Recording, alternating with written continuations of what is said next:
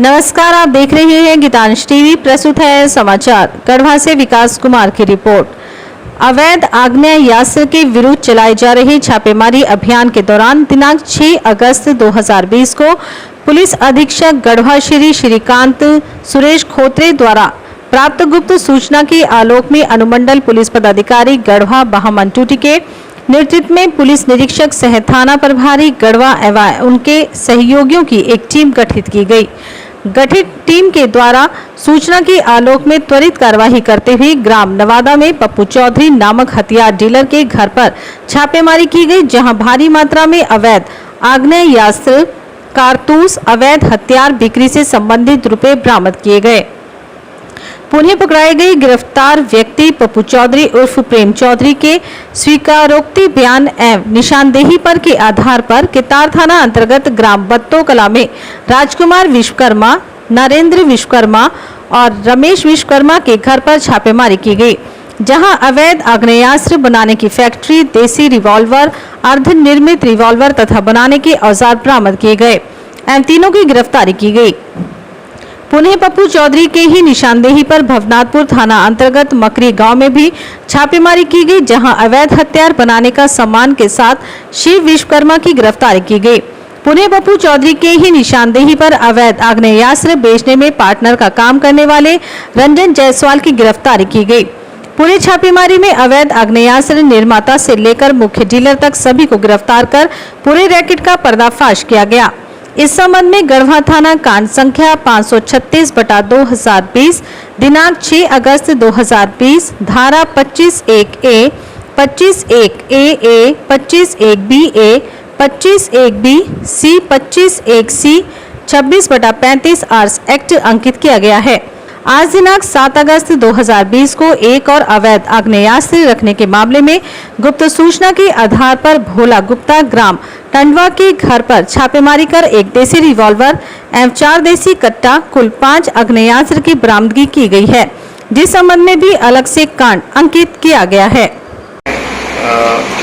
एक जो अवैध आग्नेयास्त्र है उसके खिलाफ अभियान करने हेतु योजना तैयार की गई थी। उसके आलोक में 6/8/2020 को एक गुप्त सूचना मिली थी कि यहाँ पर गढ़वा में पप्पू चौधरी नामक व्यक्ति जो है अपने घर से हथियार जो है इलीगल तरीके से सप्लाई करता है। तो उसके आलोक में मेरे द्वारा SDPO गढ़वा के नेतृत्व में एक टीम का गठन किया गया था। उस टीम द्वारा लगातार छापेमारी किया गया। छापेमारी के क्रम में जो है पप्पू चौधरी के घर से वेपन्स बरामद हुए, इलीगल फायर आर्म्स बरामद हुए और वो जो वेपन के बेचने के बाद जो पैसे उसको मिले थे वो कैश भी वहाँ से बरामद हुआ।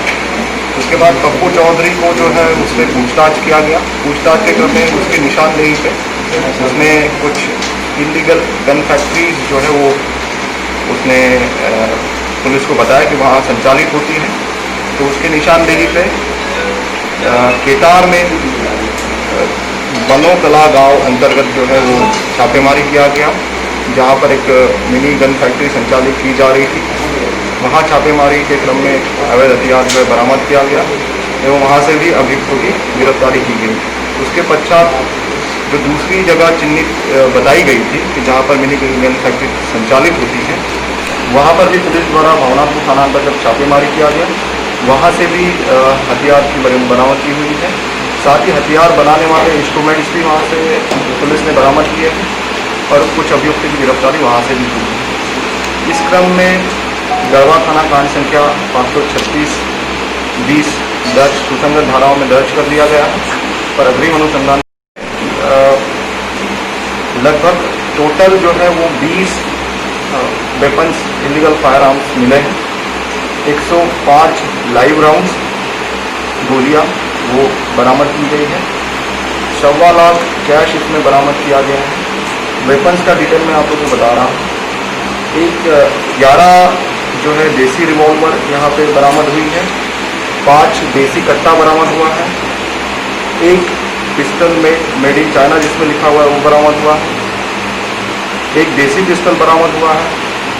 एक मिनी बोल्ट राइफल बरामद हुआ है। 3 अर्धनिर्मित देशी रिवॉल्वर बरामद हुआ है और एक एयर गन बरामद हुआ है और 105 जो है वो लाइव राउंड्स इसमें बरामद हुए हैं।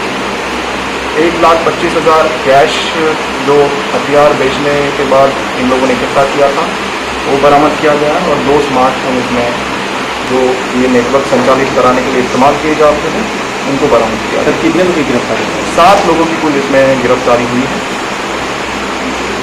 इससे फॉरेन डिटेल्स भी कुछ बरामद किए गए हैं क्या? क्या तो विदेशी आर्म्स भी इसमें बरामद है नहीं, क्या? विदेशी आर्म्स की पुष्टि तो अभी नहीं हो पा रही है, इसका जांच किया जाएगा, उसके बाद भी इसके संबंध में कुछ कहना उचित होगा। सर इनका नेटवर्क कहाँ था? इनका नेटवर्क जो था ये सीमावर्ती एरिया में, ये झारखंड में सप्लाई करते थे, जैसे बात सामने आई है। बिहार के कुछ एरियाज में इनके द्वारा वहाँ से सप्लाई किया जाता था इलीगल आर्म्स को, साथ ही उत्तर प्रदेश के कुछ एरियाज में इनके द्वारा इलीगल आर्म्स को सप्लाई किया जाता था। ठीक, थैंक यू।